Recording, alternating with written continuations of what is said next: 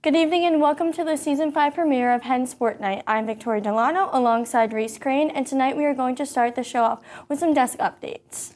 Mauricio Pochettino was named the head coach of U.S. men's national team. Former Tottenham Hotspur, Paris Saint-Germain, and Chelsea manager looks to lead the U.S. men's national team to a successful World Cup campaign in 2026.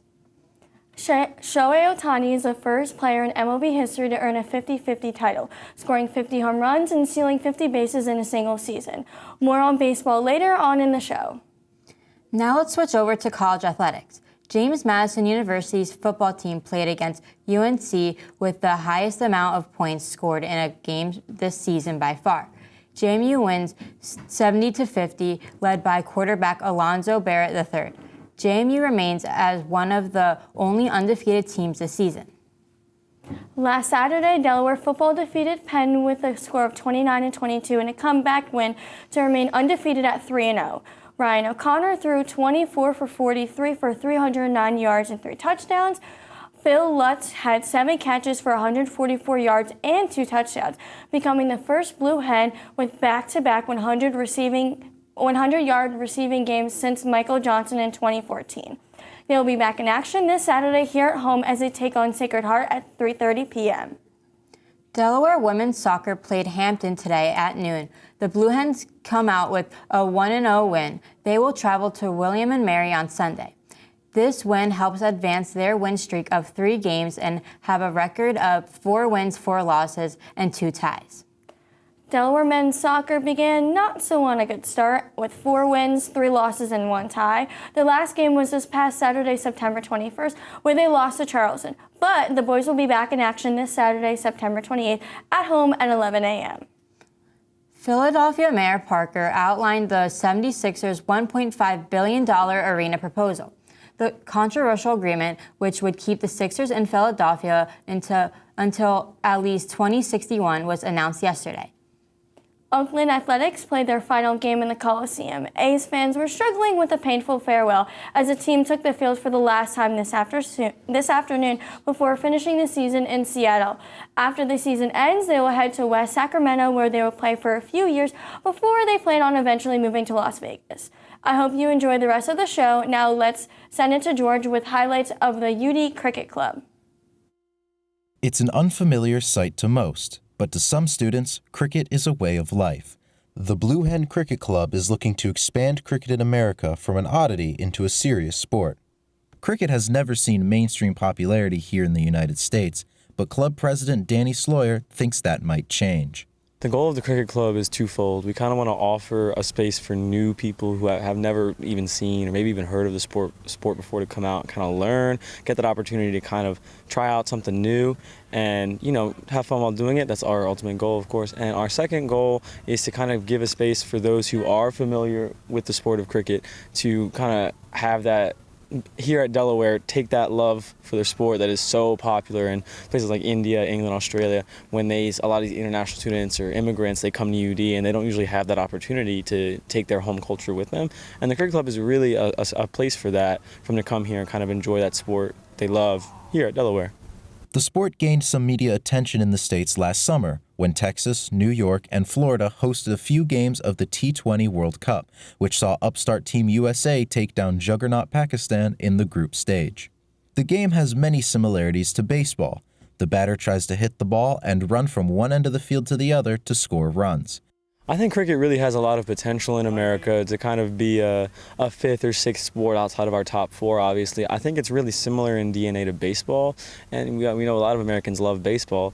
That rhythm, that motion, kind of the feeling of baseball, but kind of it's got something new injected. It's still a little different. It's something that a lot of baseball fans enjoy as a secondary sport, and vice versa. A lot of cricket fans enjoy baseball as their secondary sport. So I think it can really make a good partnership with baseball here in America. Have a ball get caught or knock over the wicket, and you're out. But don't be intimidated. The club encourages players of all skill levels to try out the game. We have tons of guys come out with no experience whatsoever. They come out, they have a great time. We spend plenty of time teaching you the rules, how to play. It'll take as long as it needs. The game really has its own logic. So once you kind of play a game for like 30 minutes to an hour, you kind of get, okay, here's what's happening. I know it looks a little weird from the outside, but it kind of makes sense after a little while. But yeah, no experience at all. All of our practices are totally open. Thursday nights, Sunday afternoons. Just come out, we'll teach you how to play. Hope you have fun, So come on down to Little Bob and see what you've got. I would say don't be afraid to come out. It's no commitment. You're not signing up. You're not signing anything. I'm not. Not going to spam your email. Just come out for a practice. We'll teach you how to play. If you like it, you keep coming back. And big thing I tell a lot of new players is don't be afraid to ask questions. I feel like a lot of guys come out and they're a little confused and they maybe don't get like one particular thing, and that can kind of stop them from getting the whole. But all it takes is one question, because there's all of these guys who've been playing for years, or even guys like me or you who haven't been playing that long. You really get it after a little while, and all you need to do is just ask a couple questions, and you kind of get there. So I would say don't be afraid to come out and just try it. There's really nothing to lose. No commitment. Just come out, see if you like it. Practices are 8 to 10 p.m. on Thursdays and 2:30 to 4 p.m. on Sundays. What matters most, however, is having fun. Good evening and welcome to Primetime. You guys already know who I'm alongside. I'm alongside James Gallagher, and if I forgot to introduce myself, I'm Sam Mendelson. Junior year, big year. Big year. Can you believe we're juniors already? Yeah, I pretty much can. So do you want to tell them what we're going to talk about tonight? Okay, guys, for the first time in HSN history, as we like to do, Mendy, here on Primetime, we're talking WNBA. And Mendy, let's get us started off with how the WNBA playoffs work. So quickly, just so you guys know, we're going into the 27th season of the WNBA, and each year it's growing in popularity. Quickly, I'm going to explain how the playoffs work. So it's seeded 1 through 8, and regardless of conference. So the best team record-wise is the 1 seed, worst team is the 8th seed. Round 1 is a best of 3. The semifinals and the finals are a best of 5.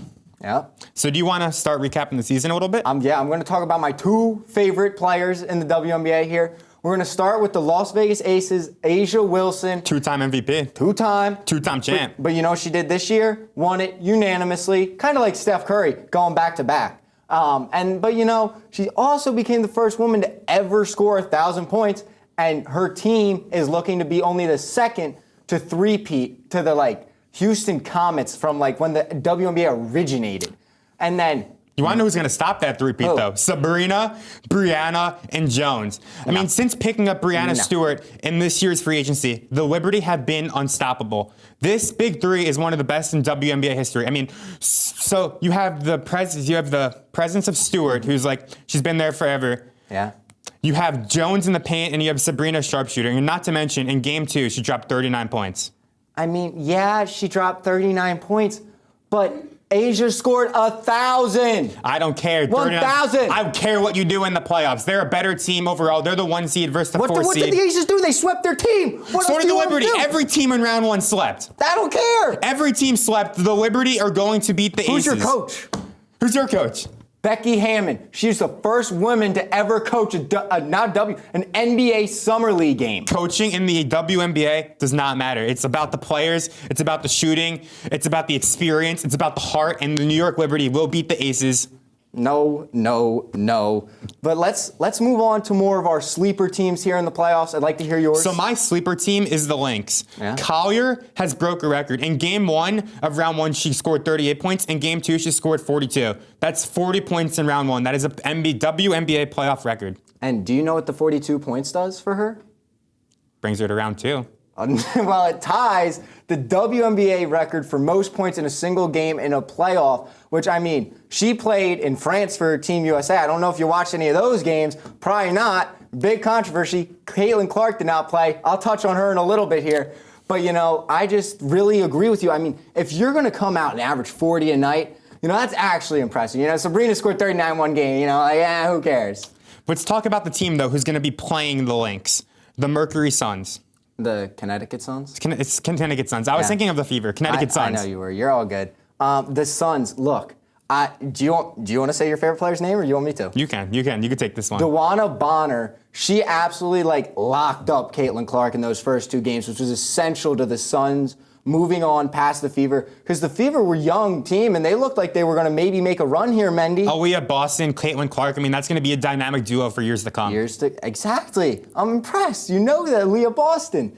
But let's talk Clark, the star of the WNBA, my favorite player. I mean, if I tried to show you guys a graphic of every record she broke this year, it wouldn't fit. I'd be gone, Mendy'd be gone, everyone would be blown away on their couches just like, she did that all in one season? Yeah, she's that damn good. Also, though, you got to give credit to we have Boston. I mean, they have the two greatest WNBA prospects in the last decade on that team. I mean, they're going to win a championship at some point. I mean, yeah, but when? When? Tell me. Because I'm going to go 3 to 5 years. I mean, they're both so young, you'll get results eventually. I mean, just making the playoffs was impressive enough. Okay, so now let's finish primetime by saying who we think's going to win the WNBA championship. I'm going to go with the Liberty and the Big Three. You think the Liberty are winning it all? You know me. I'm going Vegas Aces because they've just done it. They've been there. They know what the mission is. It's not they the know year. how to This execute. is not their year. Why is it not their year? They got the same core. The Liberty, after picking up Stewart, they've been unstoppable. I mean, they can play all 3 levels of the game. They're a team that is a D and 3 team. D and 3. I 3 like and D. it. 3 and D team. You know, well, you're switching it up. You know, I am. I can do what I want. I can switch it up. I can do my thing. But I think the Vegas Aces, they just really are going to just beat you with complimentary basketball. How about the other side, though? I mean, you can't count the Lynx out in Collier. And that's all. And that's all from primetime. We're going to send you guys off to Boldest Takes on the Street with Tyler Smith and Victoria. Hey everyone, I'm here today joined with Vic and myself, Tyler. Today we're going to be interviewing people around campus, asking some football questions. And this is called Man on the Street, UD style. Jason Pressman. All right, obviously we're both Jets fans. Another one. What's your prediction on our thing this year? Like record or? Record? I think we could easily go 10-7 or maybe a bit more in like the 11-6. Yeah. I like that. Do you have any hot takes or anything for this season? Ooh. I think Quantez Stiggers, if he's used correctly, could win Defensive Rookie of the Year. What football team do you support? The Giants? Okay, you didn't seem very confident. You excited for a big Giant season? Yeah. What do you think their record's going to be? Oh, and however many games they play. No, 1 and however many games they Okay. play. What about any Giants hot takes? We suck. Not a hot take, though. Okay. I'm here with Mia Zambrano. All right, what football fan are you? I'm an Eagles fan. What do you think their record prediction is? 11-6. Any other hot takes? Do you think they're going to win it all? That's a real question. Oh, I'm going to say yes because I'm an optimist. Who am I here with today? I'm Ryan. Mike. What teams do you guys support? I'm a New York Giants fan. Okay. New York Jets. Ooh, okay. Nice rivalry. What do you think the Giants record is going to be? I think they're going to have a good year. I think they're going to go 4-13. Okay. What do you think the Jets going to go? I'm going to say 13-4. Oh, okay. Very nice. Any bold takes? Or that might be bold enough.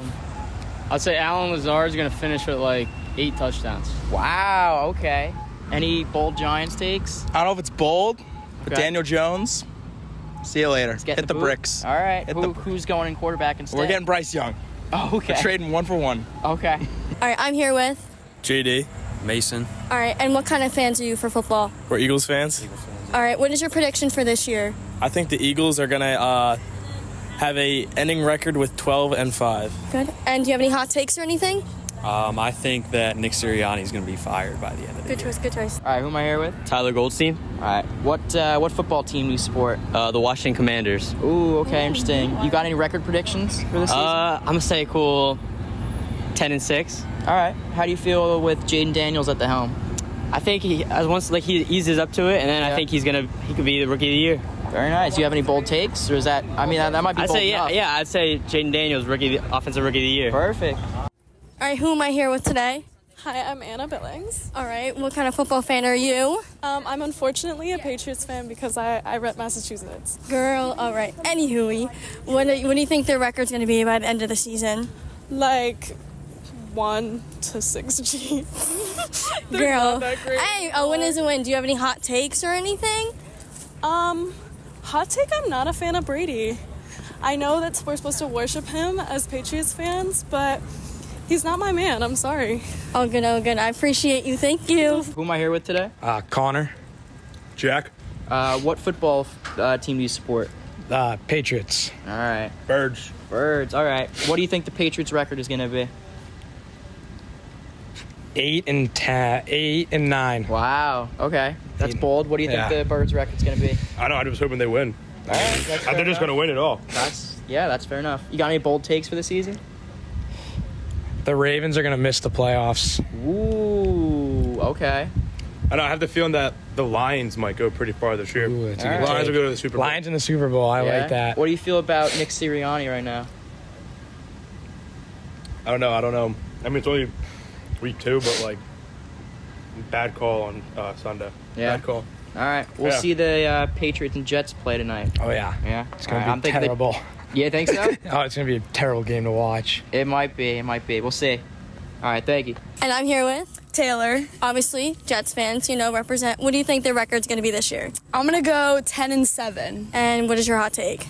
My hot take is that it is our year. There we go! Represent! Thanks for coming along with us as we interview people. And now back to the studio with Matt, Jake, and Sean with NFL updates.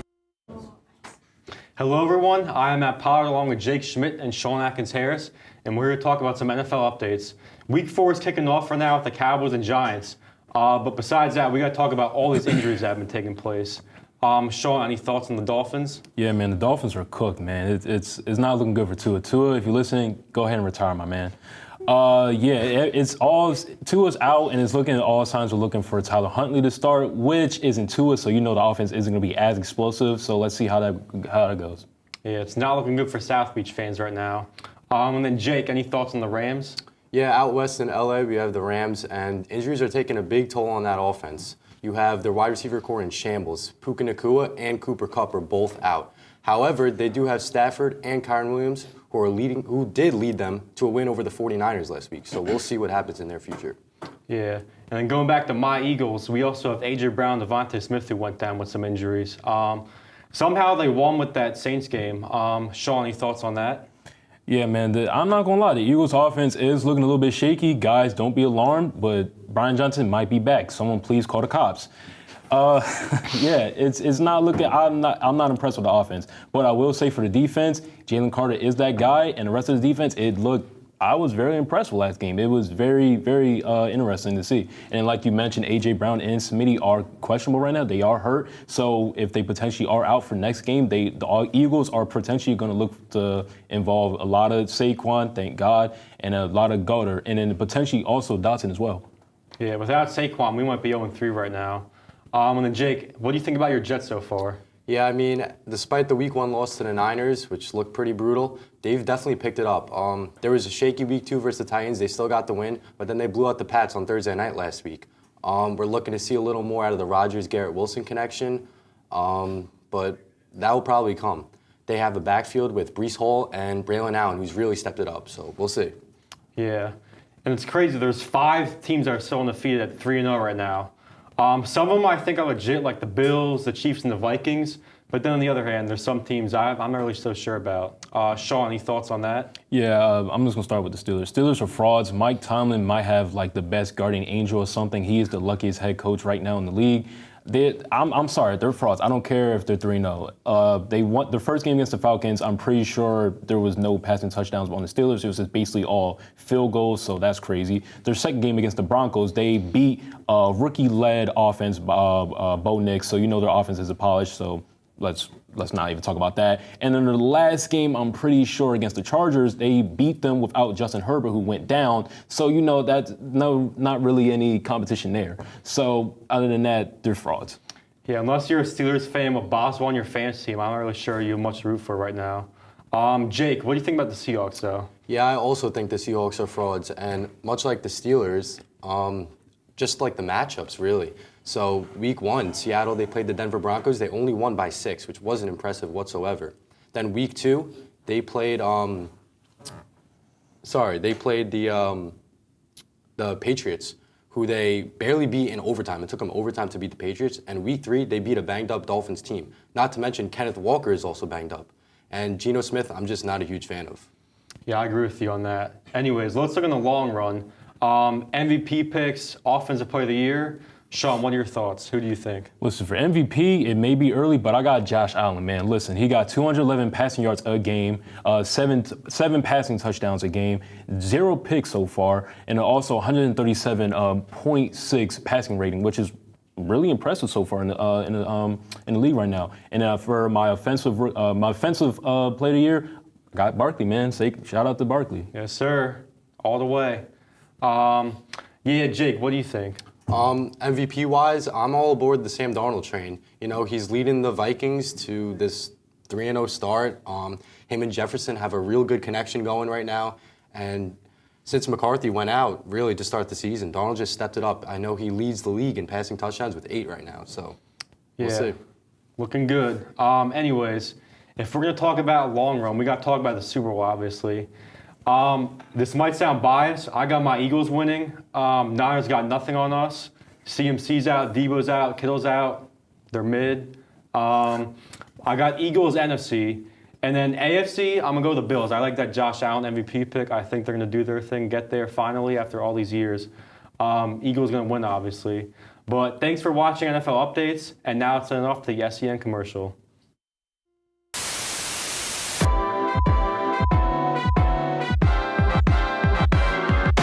49 News starts right now. I'm Emma Schneider here with your entertainment news. I'm Laura Daly here with this week's weather update. We could see the clouds are moving in to the area as the night progresses. I went out to find out what students really think. Let's see what students at the University of Delaware have to say. Here's what you can do to keep yourself safe during this holiday season. Sadly, that is all we have for you tonight on 49 News. It's back. We're back. Hens Sport Night, your University of Delaware sports broadcasting show. That team from Boston. Just because they got a leprechaun don't mean they're going to be lucky. How has your experience been playing field hockey here? How magical was the beginning of the season for you guys? Who are you rooting for this World Cup? Probably the USA or Scotland. Watch the play. I don't think I've seen it though. Yeah, you can't guard them. That's not your body. It's her first time in 10 years. So we're like kind of at the same level. Welcome to Real Talk. What is the best Halloween candy? You had to play a song every time you came into the room. What song would it be? This movie's bonkers. Let's get right into that. Yeah. Do you guys like pickles? No. I love pickles. I'm so excited. You see Kanye West as this icon, as this person, and he said some anti-Semitic things, so it's like, how do you deal with it? There's nothing scarier than a student-run television show with an audience of 13. Do you mean bi-weekly? Don't they look stunning? What? I don't want to hold you back. Ow! What now? McKinley! Shut the hell up! Let me just leave these babies here, Ricky, while I head on up to the saloon for the hour. I'm just gonna... I've been your host, Lauren Kapp, and this is the Bi-Weekly Show.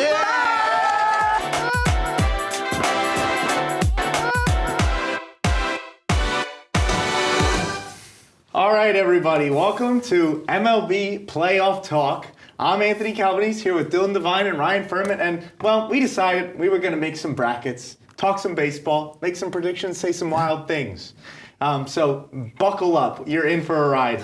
Let's go straight to Dylan with your playoff bracket. All right. I have the 2022 AL NLCS coming back for us. I got the Yankees and Astros. I think Yankees, obviously the team, I think to beat in the AL. And then the Astros just have that postseason magic that they somehow can't get rid of.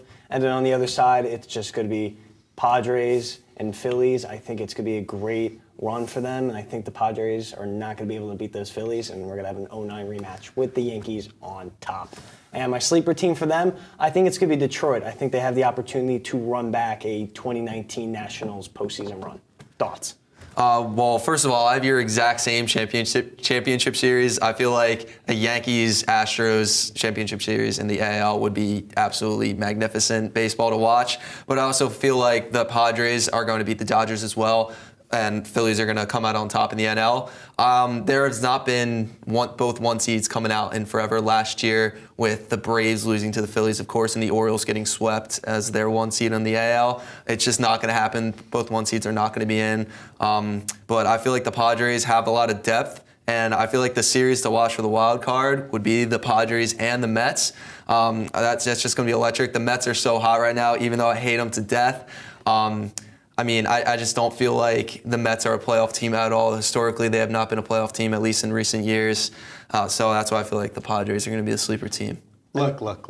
We have 2 Phillies fans on the thing, 1 Yankees fan, but somebody's got to switch it up in the AL. Where'd that come from? The Orioles, they are going to the World Series to play against the Philadelphia Phillies. They aren't going to beat the Phillies. You got two different things on. They're going to get there. Hey, I have the full World Series right now. This is the World Series fit right now. And that hat will be off by World Series time. Don't worry. Hey, I promise I won't wear it when the Phillies make it. Like, Mom, I know you're watching at home. I promise I will not be supporting the Orioles in the World Series. Look, I know it's, the Orioles are young. Yeah, Orioles they're are young. I get it.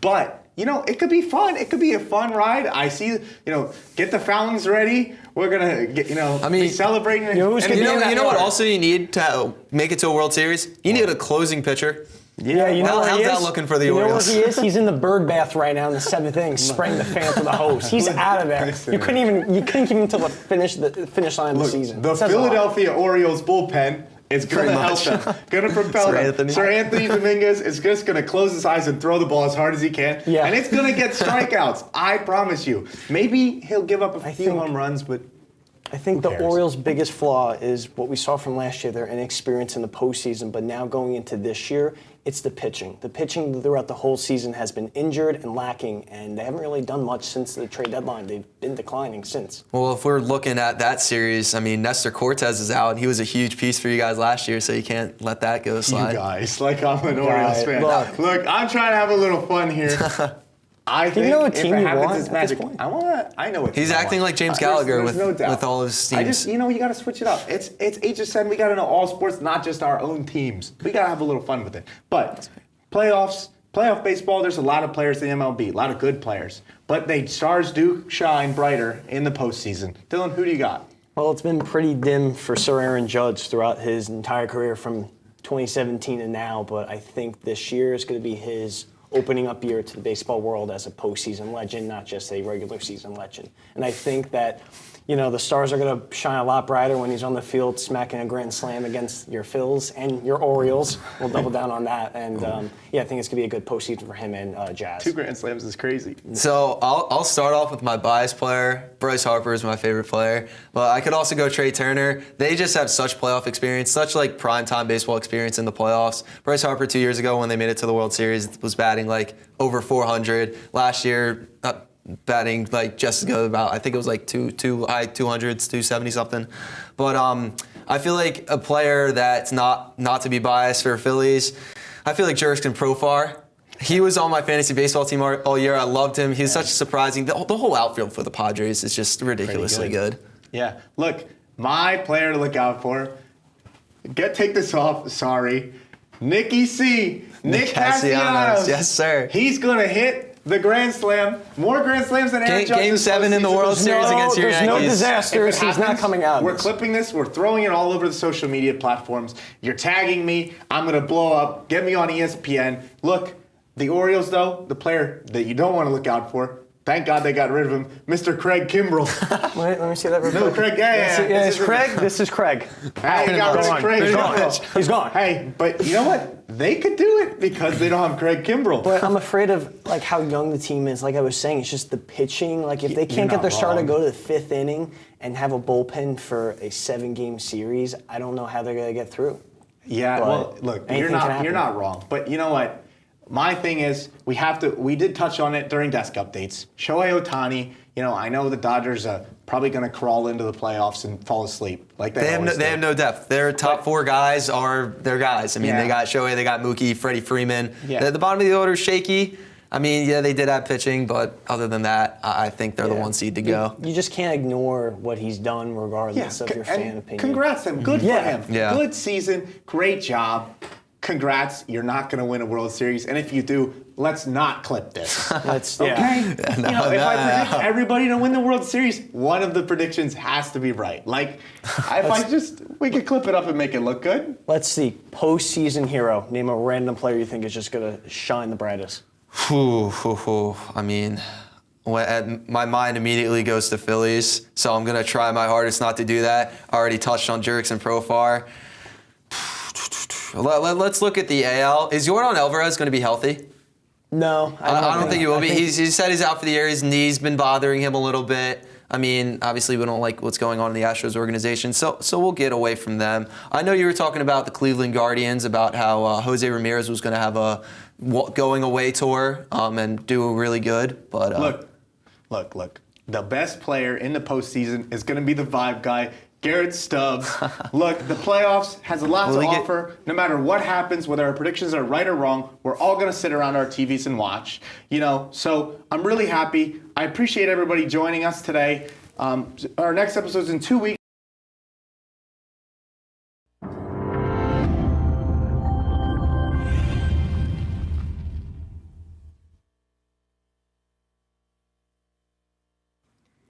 Good evening, and welcome to Hens Sports Night's Season 4 hour-and-a-half long finale. I'm Andrea Plumser alongside Olivia Wason,